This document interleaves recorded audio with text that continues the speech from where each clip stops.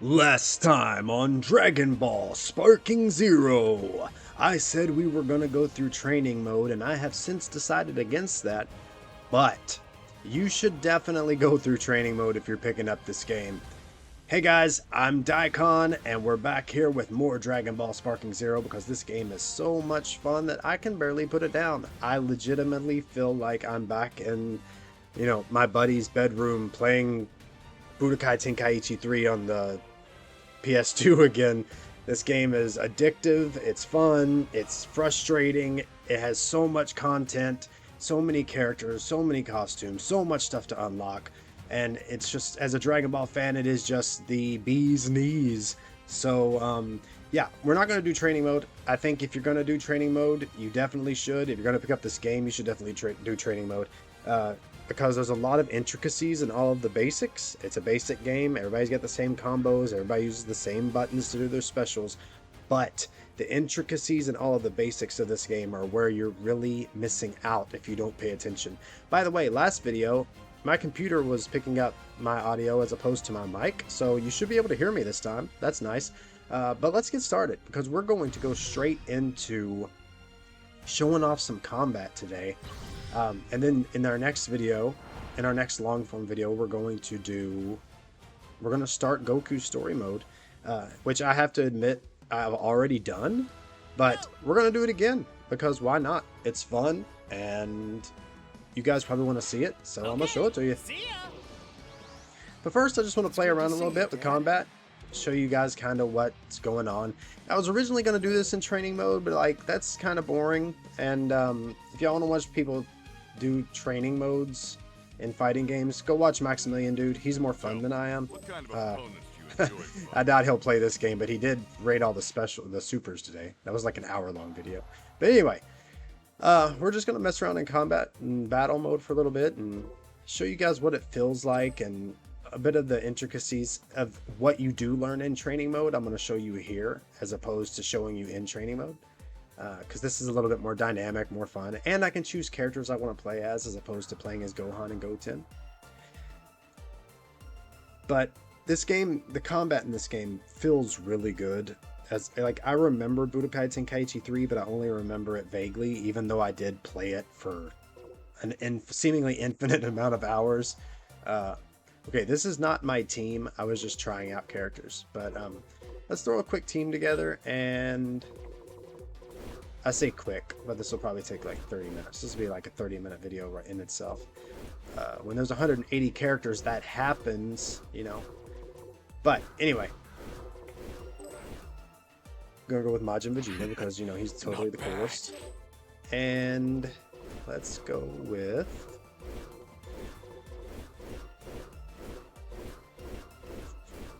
Kibu. We're just messing around. I want to show you guys a bit of the stuff that you can do in combat, a bit of the important stuff that you can do in combat. Sure, let's fight 12 Gokus. That's cool.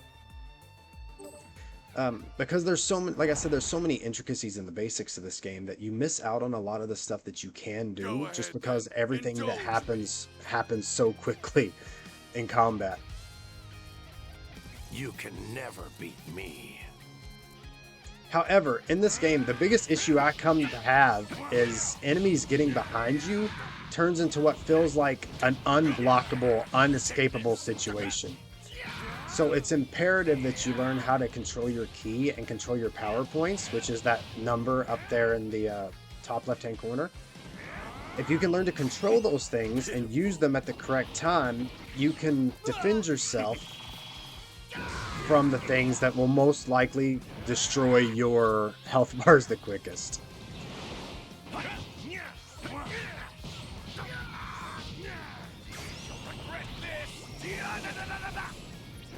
As you see up in the left-hand corner, you've got your health bar, obviously. You've got your key bar, which you see charging up right there. You've got a little yellow symbol and a little blue symbol, and you've got that big number. So that big number is power points, and power points are used, as you can see in the bottom left-hand corner, for your skills, like After Image and Saiyan Spirit. The number next to that ability, next to that skill, are how many points it takes away from your power points. So After Image would take 2, Saiyan Spirit takes 3. Your skills do not take ki, but they do take power points. Now, power points are incredibly important in this game because not only are they used for skills, but they're also used for some defensive maneuvers, and they're used for both transforming, which you can do during battle, and character switching. So the transforming is performed by having one of those little blue orbs with the arrow on it over in the top left hand corner that has the number 2 next to it. If you want to transform, you have to have at least one of those. And if you want to switch characters, that yellow diamond has to be full.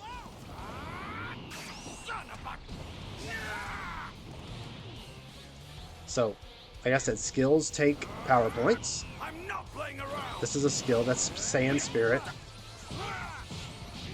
It increased my power attack, my ki attack, and I'm pretty sure that third one is defense. If you look at the 3 little icons, the red icons underneath my ki bar, that's what I got from Saiyan Spirit. It's also important to note that each character has different skills. Some of them have the same skills, but most of them have different skills, which completely change a character's playstyle despite everybody having the same controls. Which is awesome. So if you have that little yellow diamond full, you can hold left on your D-pad and then hit X, Y, B, or A to switch to that character. Immediately in combat. There is no pause, there is no load, it doesn't change your fight, you're still in the same fight. You can switch characters or transform at any time as long as you have the necessary prerequisites. Where did he go? There he is. Also, transformations also include fusions.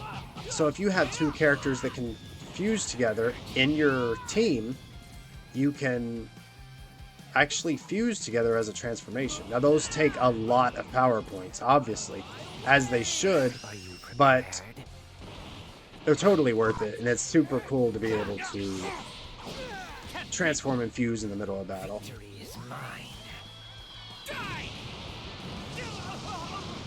Also, Turles FTW. Of course, Kakarot and I would look alike. I haven't found a way to turn. Low-class warrior types. I haven't found a way to turn time limits off on regular battles, like regular one-person plus versus CPU battles. You can do it in tournament, but I haven't seen it done here. I haven't seen a way to do it here. But let's show off some of the cool stuff here.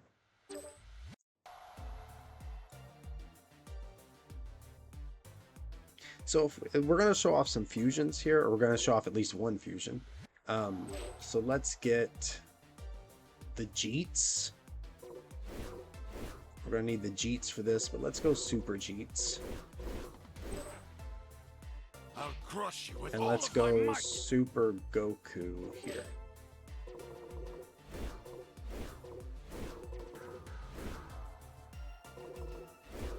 So many characters. Alright, there he is. Yes! Alright, cool. Cool. So now what you'll notice is that when I go to the transform menu, I will have fusions If you as an really option. want me to transform, you're going to have to earn that privilege. This form and its powers are necessary right now. This is the only way to defeat you. Alright, let's build up some ki. And then use it all. Haha, I miss. It's cool. Missing's cool. So, transformation bar does not even show up until you get those power points. Now that I have it, if you look, since Goku is on my team... Hold on.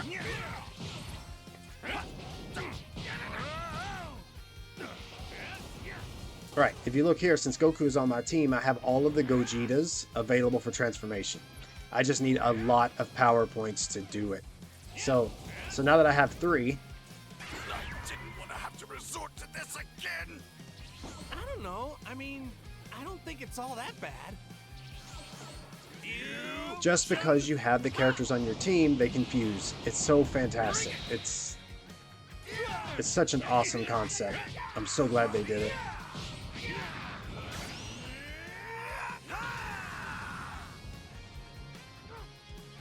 So that's what the little blue orb with the arrow pointing up is. That's your transformation orbs, I guess. You have those, you can transform. Just like this. Not like this, because I'm getting destroyed. I can't move. Okay. So, just like this.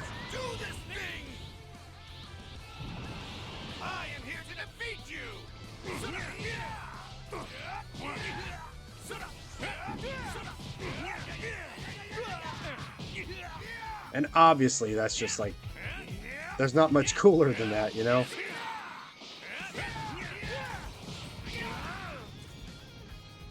And, so if you want to go from regular, like, let's switch. Let's wait for that yellow, let's wait for our switch token to charge up, and we will show off another thing here.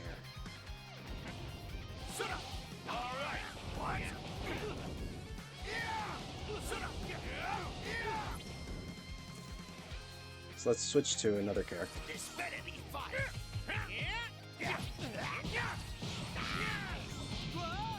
Alright. So, let's get some key.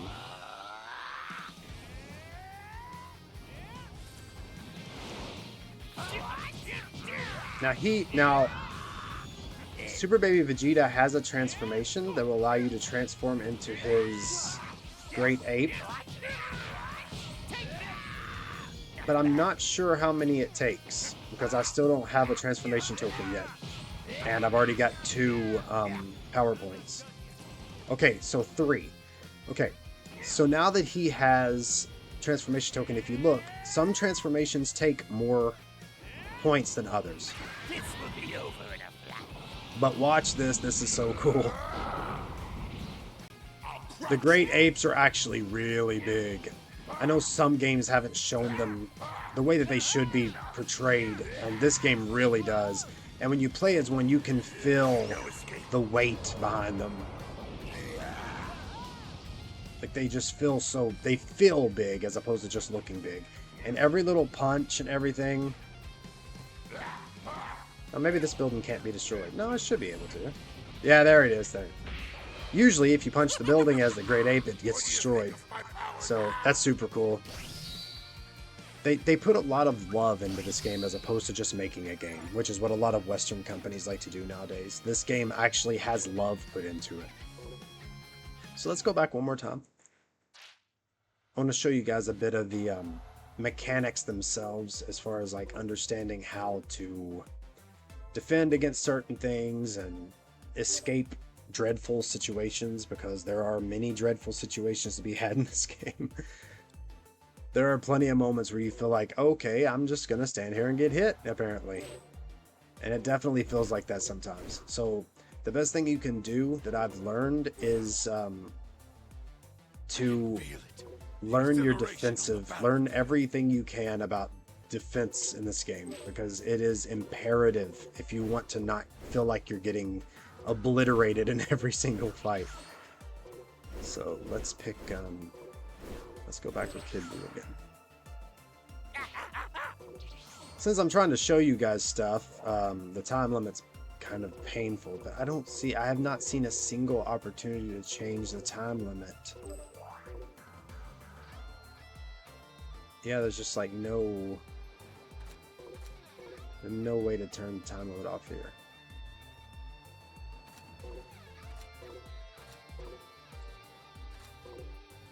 But it's cool, it's whatever.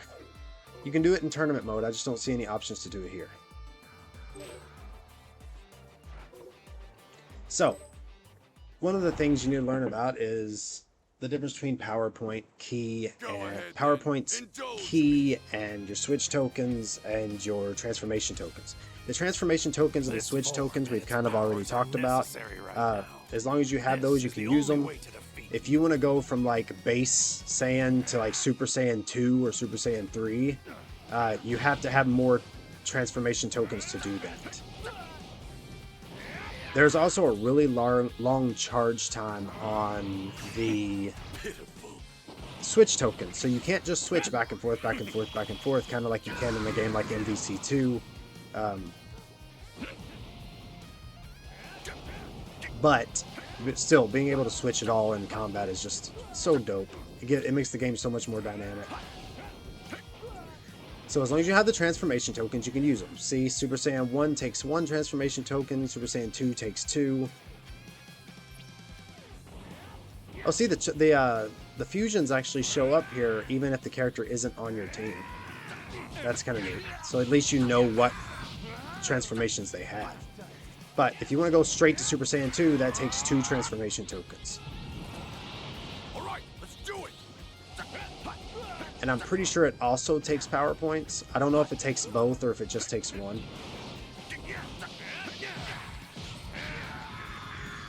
I'll have to pay attention to that. But I want to show you this right here. Oh, good job, Vegeta. Oh, I think he actually moved into that. He totally did. Cool. Okay, let's wait for him to come back up. Let's go already! You can actually also taunt in this game. I don't know when you can find the time to do it, except for times like this. Go already! But most of the time you don't have time to do it. So I want to show you something called a... Alright, he's dead. I'll have to show it on the next guy. Hold still! So you can do something called...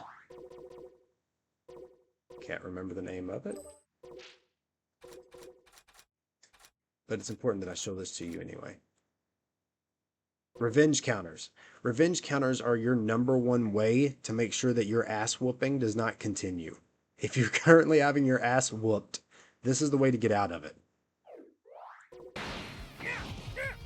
So that's just a basic block. But if you use a revenge counter, it actually splits it up. It's like a combo breaker in Killer Instinct. So if you can use the revenge counter,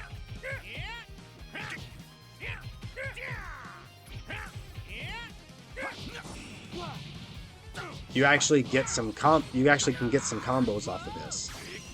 And of course you can build off from the combos and add your supers or your ultimates or whatever. But the thing about a revenge combo is you do have to get hit. So if you're blocking, it doesn't work. I'm trying to do it, it will not let me do it. However, if I get hit,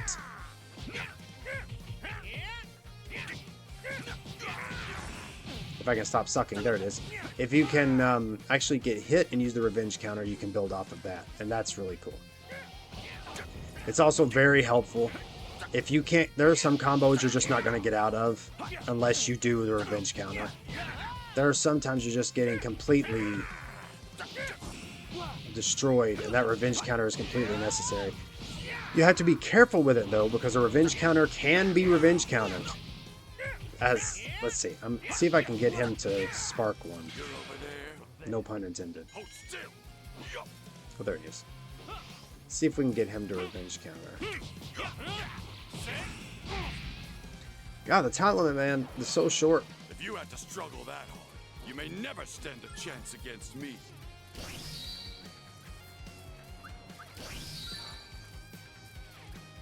But if you revenge counter a revenge counter, you can actually build a combo off of that as well. So the second that they light up and you know that they're doing a revenge counter, you hit one back, and it'll give you this cool cinematic like cutscene, and then you gain the upper hand. It's super cool. It cancels their it cancels their revenge counter, and it just feels cool to do.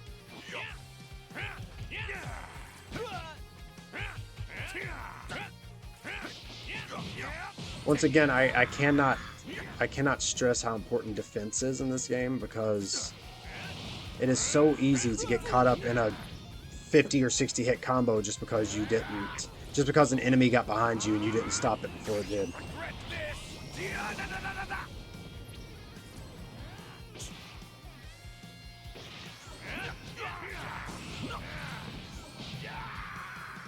Like things like that right there, especially if they're behind you, you're pretty much screwed. So when an enemy is about to get behind you, you have to make sure that you time it perfectly and you get behind them first. Because if they do that, and they do that teleportation that puts them behind you, you can immediately teleport as well and counter it to get behind them. And whoever has the most power points or key, whichever one that takes, is going to get the upper hand in that situation. And in this game, if somebody gets behind you, you're going to sit around them, drink a cup of tea, and watch yourself get beat for a few minutes. Or for a few seconds. It feels like a few minutes. Don't test me. Another thing that's really cool here that you need to learn how to do after I stop dying is the vanishing attack, which is this. Automatically puts you on the other side of your opponent. It can be done at mid-range or short range, but at far range it just gives you kind of like a little teleportation minute.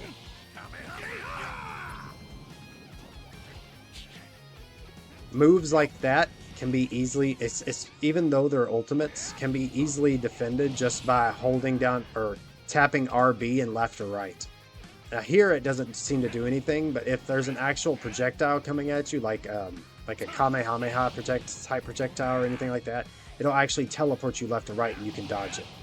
You can always also just dash with A. Once again, the defense in this game is incredibly important. So, this right here,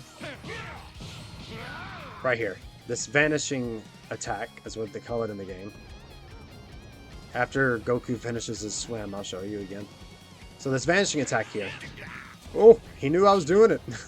He knew it was coming. Oh, Vegeta's dead. Okay, I guess Turles will do it then. So the vanishing attack does take a bar of ki, but if you use it, you almost always puts you behind your opponent. If it doesn't put you behind your opponent, there it put me behind him. If it does put you behind your opponent, you're home free for a good combo. Just like that. I cannot stress how important it is to get behind your opponents in this game because they will not hesitate to do it to you. Oh, I really want to fight someone. Plus, But if I neglect the fields, Chi-Chi will get mad. Plus, the vanishing attacks are just super fun to do, and you can build off of them however you want. And they're great at, breaking up whatever's happening to you. Like if you feel like you need a good boost, or you feel like you need to get advantage of a situation. Now, obviously, it doesn't always work the way you want it to, but most of the time it does.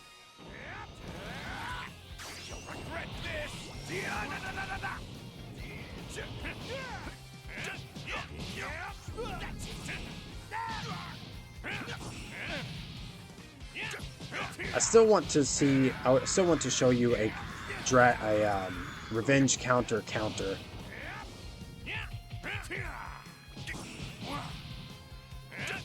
Even if he's the one that does it to me, I just want you to see it. Because it's really cool.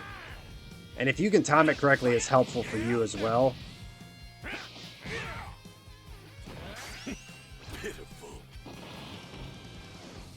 Oops, I missed.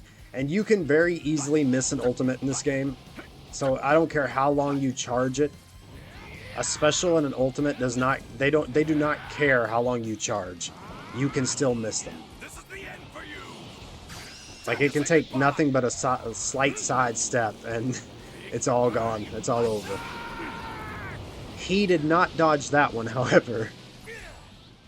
But just a dash to the left or right, he could have dodged it. Or he could have hit his own at the same time, and we could have had a cool, energy blast versus energy blast moment, which is always cool. There are sometimes like what just happened there, where you feel like there's no way to stop it. You feel kind of hopeless, like nothing you do will help you escape from it. That might just be because I suck, I'm not sure. But sometimes I get put into chains where I just feel like, yeah, okay, I'll just sit here and take it, I guess. Once again, especially if they get behind you. If they get behind you, you're just going to take it. As far as I can tell, there is nothing to stop that, except for... Where is he? Where are you? I can see you. Damn. Anyway, If an enemy gets behind you, you're pretty much taking it. Whatever they want you to take, you're going to take it. So there are ways to stop them from getting behind you, and pretty much the only way to do that is to make sure you counter them at just the right time when they teleport behind you, so that you get behind them instead.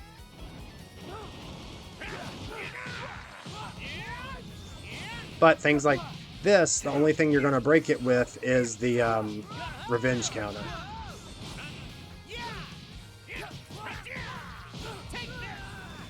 But if they're behind you, you cannot revenge counter.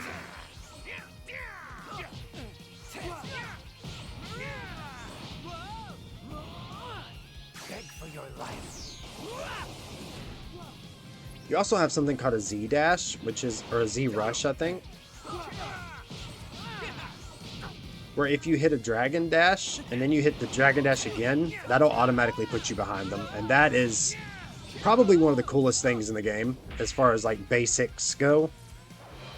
That dash into a dash that puts you immediately behind them is super efficient, and plus it looks cool and it's fun to do. So I definitely recommend using that to its fullest ability. That and the vanishing attacks that I talked about earlier, where you will literally teleport directly to them. You've done nothing but slack off. Well, Sometimes when an enemy is close, but they're like in the air, or they're on the ground and you're in the air, it can be hard to find them or reach them or get to them. So the vanishing attack will put you right there, man. Like, that's great. If you're not trying to keep distance, it's a great way to do it. I mean, you also have the Dragon Dash, but the Dragon Dash can be a little wonky because it doesn't know exactly where you want to go. You know what I mean? But the Vanishing Attack knows exactly where you want to go because, wait a second, because the Vanishing Attack takes you directly to your opponent. I'm pretty sure it just let me revenge counter from behind.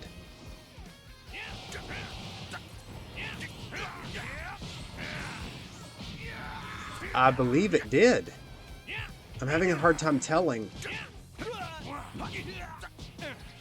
If I can revenge counter from behind, I'm about to get really good at this game. Dude, when they get behind me, it's just like over. It feels so over. Hey, beat me up. Get behind me, dude.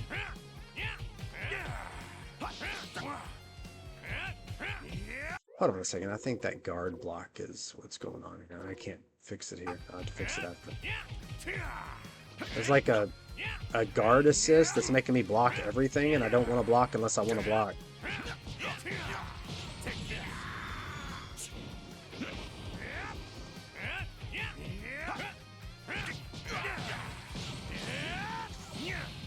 Yes, it does work. You can revenge. Oh man, you can do it pretty much anytime you want. Okay, so the revenge counters do work from behind. That is fantastic. time to say goodbye.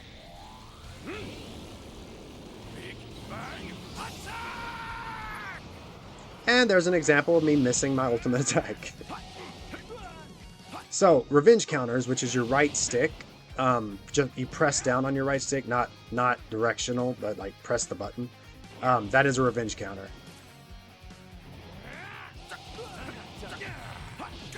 And learning that it can be done from behind just changed my entire perspective on how I'll play this game from now on. I told you guys in my last videos, I suck, so I'm learning. We can learn together.